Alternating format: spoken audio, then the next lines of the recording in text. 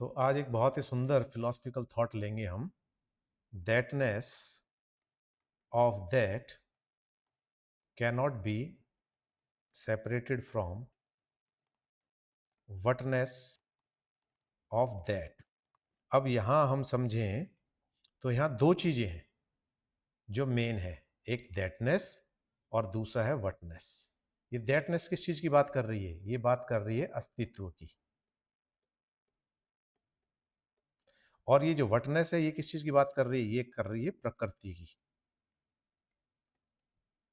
अब यहां दो चीज आ गई। ये कह रहा है किसी भी चीज के अस्तित्व को उसकी प्रकृति से यदि आप अलग करेंगे तो उस चीज का अस्तित्व ही खतरे में पड़ जाएगा, यानी कि उस चीज का अस्तित्व ही खत्म हो जाएगा। इसका एक उदाहरण लेते हैं कि जैसे एक फूल है। फूल एक वस्तु है और उसका अपना एक अस्तित्व है। इस फूल का जो अस्तित्व है और इसकी प्रकृति को यदि हम देखें तो प्रकृति क्या है?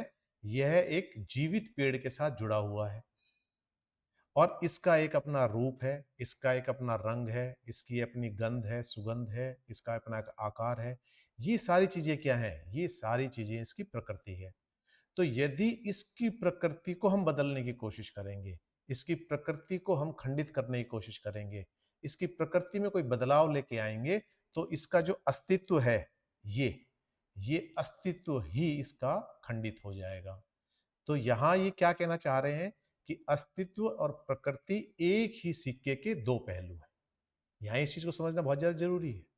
और यहां ये किस चीज की बात कर रहा है? जो मूल जो चीज है प्रकृति आपकी, मान लो इसको हम अपने व्यवहार में देखें तो हमारे व्यवहार में क्या है?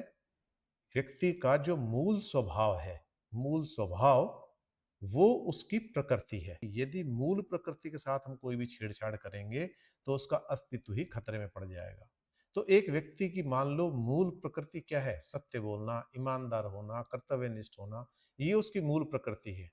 यदि इन मूल प्रकृतियों को दबाया जाएगा या इन मूल प्रकृतियों से किसी भी तरह से उसको उससे दूर ले जाया जाएगा तो उसका अस्तित्व ही डावाडोल हो जाएगा, उसकी पर्सनैलिटी ही खंडित हो जाएगी।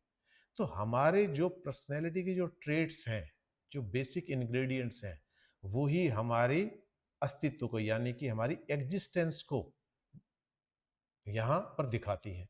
तो हमारी एग्जिस्टेंस डिपेंड करती है हमारे नेचर के ऊपर। किस तरह का हमारा नेचर है वैसी ही हमारी एग्जिस्टेंस होगी।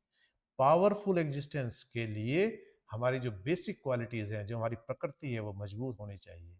सत्य, ईमानदारी, निष्ठा, करेज, साहस, बल, आत्मबल, ये सारी चीजें क्या करती हैं? ये सारी चीजें आपके अस्तित्व को मजबूत कर रही हैं। और ये अस्तित्व ही दूर की भाषा में यदि बात करें तो आपकी पर्सनैलिटी है।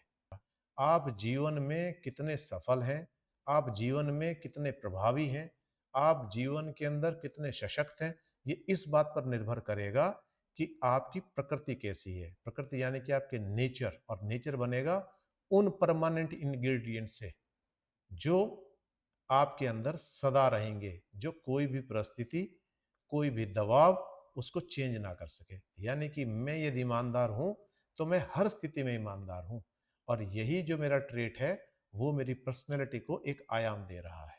लेकिन उन व्यक्तियों की जिनकी प्रकृति मजबूत है, जिनका नेचर मजबूत है, जिनके अंदर ये इंग्रेडिएंट्स हैं, उनको कोई हिला नहीं सकता। उनकी एग्जिस्टेंस स्थायी रहेगी, ठोस रहेगी। तो मॉरलिटी को यदि हम यहाँ कनेक्ट करते हैं तो बीइंग मॉरल मीन्स कि आपकी पर्सनैलिटी में निखार आ रहा है। यदि आप जितने ज्यादा मॉरल हैं, जितने ज्यादा एथिकल हैं, उतनी ही स्ट्रांग पर्सनैलिटी आपकी बन रही है, उतना ही मजबूत आपका अस्तित्व बन रहा है। और यदि इनमें से ये इंग्रेडिएंट कम होने शुरू हो गए, आपकी प्रकृति बदलनी शुरू हो गई, और यह बदलती हुई प्रकृति है, तो आपके अस्तित्व में कोई दम ही नहीं बचेगा। तो इसलिए दमदार व्यक्ति वो रहे हैं जिनने अपनी प्रकृति के ऊपर काम किया, अपने नेचर के ऊपर काम किया है, अपने इंग्रेडिएंट्स के ऊपर काम किया है। तो यहाँ ये समझना बहुत ज़्यादा जरूरी है। एक सबल व्यक्ति के लिए, कर्मठ व्यक्ति के लिए, एक शक्तिशाली व्यक्ति के लिए उसकी जो प्रकृति है उसको बनाए रखना बहुत ज़्यादा जरूरी है। वही उसके कैरेक्टर बनाती है और वही उसको एक मजबूत शख्सियत के रूप में इतिहास में स्थान दिलवाती है, और वर्तमान के अंदर भी उसका जो कार्य है वो प्रभावशाली हमेशा होंगे।